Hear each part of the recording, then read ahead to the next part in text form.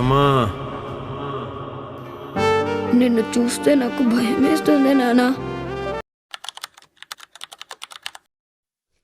Guys ఇప్పుడు వచ్చేసి యూఎస్లో ప్రీమియర్ షోస్ చేశారు. సో మూవీ అయితే చాలా బాగుందంట గైస్. సో ఫస్ట్ హాఫ్ వచ్చేసి చాలా అంటే చాలా బాగుందంట.